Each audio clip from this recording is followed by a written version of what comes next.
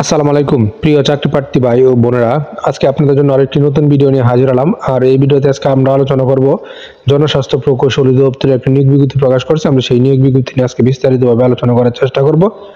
আপনারা ধৈর্য সহকারে যদি সম্পূর্ণ ভিডিওটা দেখেন, আশা করি আপনারা অবশ্যই উপকৃত হবেন। তো দেখেন বিজ্ঞপ্তিতে তারা কি বলছে।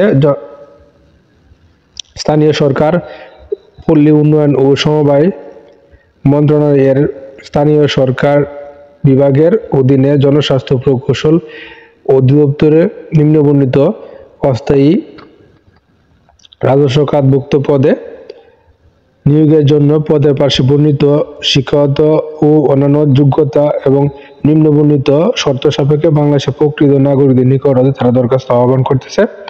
এখানে একটি মাত্র পদের নাম হলো ওপি সহায়ক। এখানে এই ওপি সহায়ক পদে তার টোটালি 52 জন লোক নিবে এবং 20তম গ্রেডে আপনার বয়স যদি 18 থেকে 32 বছরের ভিতরে হয় তাহলে আপনি পদে আবেদন করতে পারবেন এবং এসএসসি পাস হতে হবে এবং সকল জেলার প্রার্থীগণ এখানে আবেদন করতে পারবেন। তো দেখেন, আবেদন করার জন্য আপনাকে কিছু শর্তাবলী মানতে হবে। শর্তাবলীর মধ্যে কি কি দেওয়া আছে দেখেন। প্রার্থীকে dphe.teletalk.com.bd হতে এই লিঙ্কে প্রবেশ করে আপনার আবেদনপত্র দাখিল করতে হবে এবং আবেদনের শুরুর তারিখ হলো 29শে জানুয়ারি 2025 সকাল 10টা থেকে শুরু হবে আবেদন এবং আপনার শেষ হবে 27শে ফেব্রুয়ারি 2025 বিকাল 5টা। এই সময়ের মধ্যে আপনি আবেদনটা করবেন এবং আবেদন করতে গেলে আপনার কাছে ছবির সাইজ 300x300 স্বাক্ষর 300x80 পিক্সেল প্রয়োজন হবে এবং ছবি সর্বোচ্চ 100 কেবি এবং স্বাক্ষর 60 কেবি হতে হবে। এবং এই পদগুলো, এই একটা পদে আমরা যদি আবেদন করতে চান তাহলে আপনার কাছ থেকে তারা টোটালি 56 টাকা পরীক্ষার ফি বাবদ চার্জ কর্তন করে নেবে।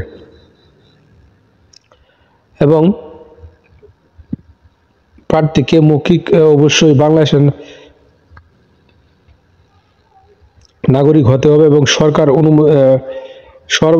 সরকারের অনুমতি পেতে রেখে কোনো প্রার্থী বা কোনো বিদেশি নাগরিককে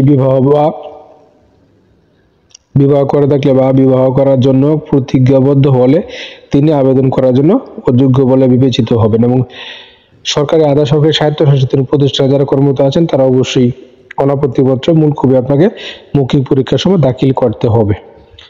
তো এখানে আরো অনেকগুলো শর্ত দেওয়া আছে, আপনারা এই সবগুলো ভিডিওটা পজ করে সবগুলো শর্ত পড়বেন। সবগুলো শর্ত পরে বুঝে শুনে অবশ্যই নির্ধারিত আবেদনটা করবেন। আর প্রতিদিন আপডেট চাকরির খবর পেতে অবশ্যই আমার চ্যানেল আর পেজটার সঙ্গে থাকবেন। ধন্যবাদ সবাইকে।